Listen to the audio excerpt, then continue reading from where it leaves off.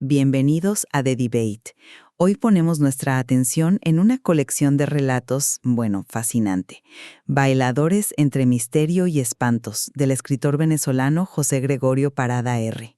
Estamos hablando de un autor con una obra narrativa ya muy extensa, ¿no? Tiene numerosos libros de cuentos, relatos, también novelas, ensayos. Sí, muy reconocido además. Su trabajo ha recibido varios premios literarios en Venezuela y este libro de hecho obtuvo el segundo lugar en el concurso Ápula allá por 2005.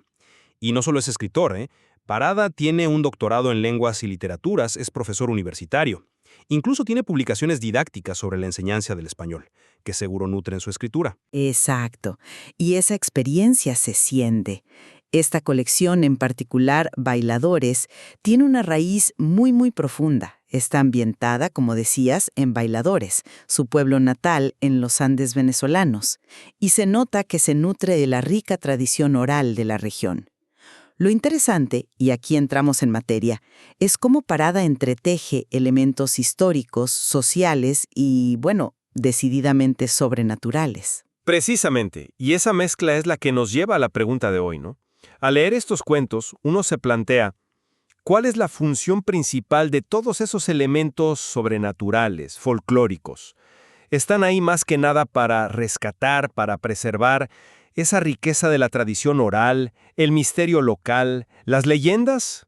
O por el contrario, actúan quizás como un vehículo, como un lenguaje, digamos, cifrado para lanzar una crítica social, para reflexionar sobre la historia, que a menudo fue violenta, convulsa, de esa zona andina. Esa es la cuestión central, me parece. Es una disyuntiva clave para entrarle a estos textos. Sí, el peso de lo sobrenatural es innegable, pero su propósito, puede leerse de formas distintas. Mira, desde mi lectura, yo voy a sostener que el valor primordial de la obra, su corazón, digamos, reside justamente en esa capacidad extraordinaria para capturar y preservar la esencia misma del folclore andino. Los elementos sociales, históricos, están ahí, son importantes, claro, pero funcionan más bien como un telón de fondo, ¿sabes? Le dan autenticidad, realzan el misterio, la leyenda. La tradición en sí misma es lo central. Yo, en cambio, voy a argumentar que si bien el folclore es el idioma narrativo que Parada elige, y lo hace magistralmente, su función principal va más allá. Creo que lo usa como una lente, una herramienta muy potente para examinar críticamente la historia, la violencia, las tensiones sociales que marcaron Bailadores. Lo sobrenatural, en mi opinión, está comentando activamente sobre lo real. Bueno, mi perspectiva se apoya fundamentalmente en la manera tan vívida, tan detallada, con que se recrean las leyendas y creencias populares que impregnan cada página. El propio autor, en sus algunas palabras al inicio, nos dice que su inspiración viene de ahí, ¿no? De esas historias oídas en la niñez, de la voz de la gente. El foco narrativo parece estar puesto de forma deliberada en lo maravilloso, en lo inexplicable, en eso que se escapa de la lógica. Pensemos, por ejemplo, en las historias recurrentes de tesoros ocultos, las famosas botijas, esos caudales que se enterraban, según la leyenda, en tiempos de conflicto, ¿verdad? Y que están protegidas por conjuros, por entidades. Lo vemos clarísimo en cuentos como Unos churupos bien guardados, El tesoro del garbancillo, El tesoro de Curé. Y el detalle con que describe las apariciones es crucial. El cura fantasma, así etéreo, de la hoja morada. O el encuentro con el diablo en El diablo anda suelto en la cañada. Esa figura femenina doliente en Miche y Espantos, o la bruja que necesita sucesora, o incluso el hombre que sufre por un trabajo de brujería. Es la atmósfera de misterio, esa sensación de fuerzas sobrenaturales ancladas en la tradición oral, lo que define la colección, me parece. Entiendo perfectamente esa lectura, centrada en la atmósfera, en la recreación. Es muy válida. Sin embargo, yo percibo un uso, digamos, más estratégico de esos mismos elementos folclóricos. No creo que sea solo recreación por el placer de contar la leyenda, sino que Parada los utiliza para comentar sobre aspectos muy concretos y a menudo muy brutales de la realidad social e histórica andina. Fíjate, por ejemplo, que los espantos, esas apariciones, no surgen en un vacío. Muy a menudo aparecen en contextos de fuerte agitación histórica o de tensión social palpable. Las revoluciones, las guerras civiles, como la Guerra Federal, son el telón de fondo explícito en unos churupos bien guardados y la hoja morada. La violencia endémica, casi cotidiana, permea relatos como las notas tristes de un hacedor de cajones que narra un asesinato real, o los abalorios rotos con esa figura terrible del cacique. Entonces, me pregunto si el miedo a lo sobrenatural no funciona aquí como un reflejo, un desplazamiento simbólico del miedo real, el miedo a la violencia física, a la arbitrariedad del poder, a la injusticia. La figura del cacique Reconcomio, por ejemplo, cuya leyenda mezcla poder terrenal absoluto y un aura casi mística, es un ejemplo perfecto de cómo lo legendario puede servir para procesar el terror real. Incluso las historias de Botijas, aunque llenas de magia, evocan inevitablemente la pobreza, la inestabilidad económica que forzaba a esconder bienes y la desesperación que impulsa esa búsqueda casi siempre frustrada, como vemos en El Tesoro del Garbancillo. Y sufrimientos como el del protagonista del Trabajo o la agonía de la anciana en Al fin descansó, no podrían leerse como alegorías de culpas no resueltas, de ostracismo social. Para mí el folclore aquí se convierte en una metáfora social e histórica muy potente. A ver, abordemos entonces directamente el tema de las botijas. Insisto en que, si bien pueden tener esas resonancias sociales que mencionas, el atractivo principal para el lector, y me atrevería a decir la intención palpable del autor, se centran en el componente mágico, ritualístico. Piensa en la importancia de las fechas, como el Viernes Santo en El Tesoro del Garbancillo para buscar, o los conjuros, los elementos protectores, como esa serpiente hecha de fique que custodia el tesoro en unos churupos.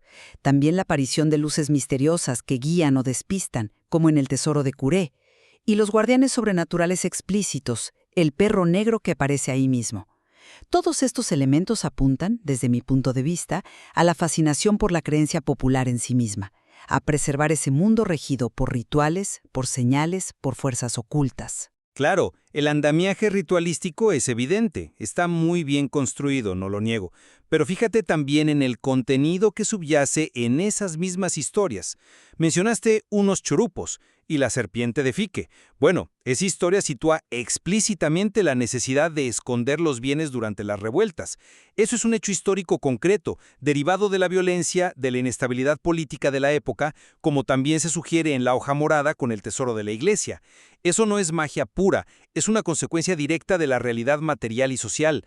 Además, el fracaso casi sistemático en la búsqueda de estos tesoros, como le pasa al pobre don Pascasio en El Tesoro del Garbancillo, ¿no subraya acaso una realidad económica dura donde la esperanza puesta en lo mágico choca con la frustración material? La codicia, sí, pero también el deseo de salir de la pobreza que impulsa a muchos a buscar. Es, a fin de cuentas, un motor profundamente humano y social que opera más allá del conjuro, ¿no crees? Lo mágico se entrelaza fuertemente con la necesidad. Es un punto interesante esa mezcla. Ahora, si pasamos a la naturaleza misma de los espantos y otros encuentros sobrenaturales, creo que la fuerza narrativa de Parada reside en gran medida en su capacidad para crear atmósferas opresivas y en la descripción vívida de estas figuras. El cura etéreo que se desvanece en La hoja morada, el diablo con ojos de fuego que se le aparece al arriero en El diablo anda suelto, esa mujer de blanco tan perturbadora con el ataúd infantil en Miché y Espantos, o el tormento casi físico, invisible pero palpable, que sufre Fidel por el trabajo, son representaciones directas, muy plásticas, muy poderosas del imaginario popular. Están diseñadas, creo yo, para generar esa fascinación y ese escalofrío propios del género. Capturan la esencia de la leyenda oral. Sí, la descripción es potente, logra el escalofrío, sin duda, pero justo por eso, por su potencia, me pregunto si esos espantos no funcionan también como símbolos de peligros muy reales, muy concretos. El diablo, por ejemplo, se le aparece a Marcelino en la cañada, un camino descrito como solitario y peligroso para los arrieros. La aparición podría ser una forma de condensar simbólicamente los peligros reales de ese trayecto, ¿no? Robos, accidentes. La mujer de blanco en Michi y Espantos se manifiesta ante hombres ebrios. ¿No podría ser una especie de advertencia folclórica sobre los peligros del vicio, de la vulnerabilidad en ese estado? Y el trabajo de brujería que atormenta a Fidel parece ligado directamente a una falta moral pasada, el abandono de una mujer y sus hijos.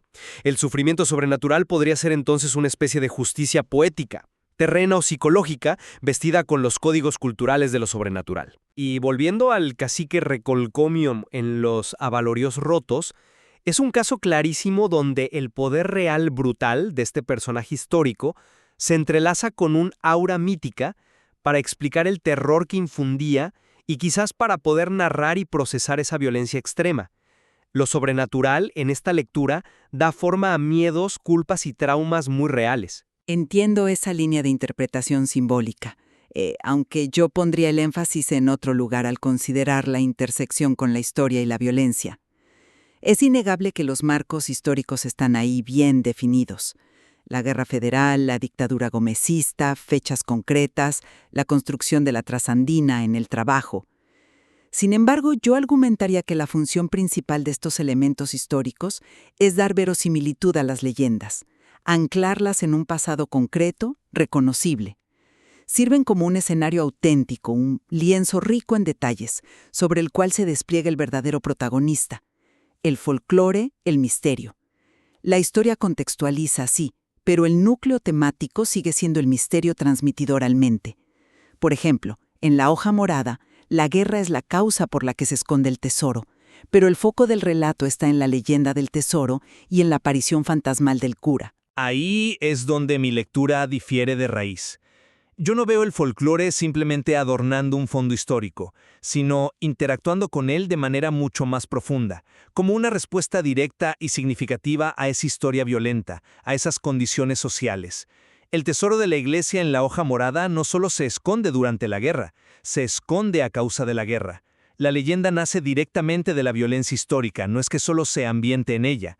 Pensemos en la maldición del padre Echeverry en Entrada en Reversa, que supuestamente condenó al pueblo a marchar siempre hacia atrás.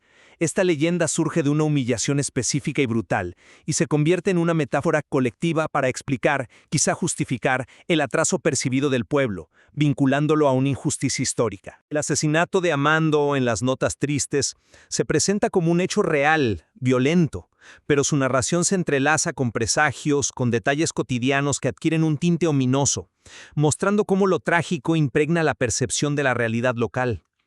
Y la masacre de la familia turca en Los Avalorios Rotos expone una crueldad extrema bajo la figura casi mítica, pero real, de Reconcomio.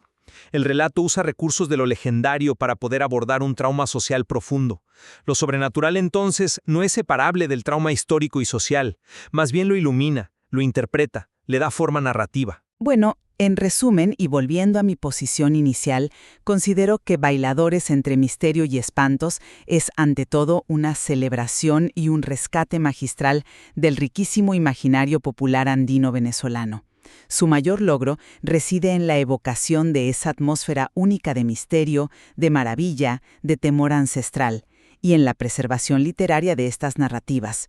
Lo social y lo histórico, si bien están presentes y hábilmente integrados, funcionan primordialmente para enriquecer el contexto, pero no constituyen, a mi juicio, el núcleo temático principal. Ese núcleo sigue siendo el folclore en sí mismo. Y yo, pues, concluyo reiterando mi perspectiva. Aunque la colección se expresa magníficamente a través del lenguaje evocador del folclore, su verdadera profundidad y su relevancia, creo yo, radican precisamente en cómo utiliza esos mitos, esas leyendas, esos espantos, para explorar las cicatrices de la historia, las tensiones sociales, la violencia y la condición humana en el entorno particular de los Andes venezolanos, específicamente en Bailadores. El misterio en esta obra no es un fin en sí mismo, sino una puerta de entrada fascinante a una reflexión mucho más honda sobre la realidad social, histórica y humana. Queda claro, después de este intercambio, que la enorme riqueza de estos relatos de José Gregorio Parada R.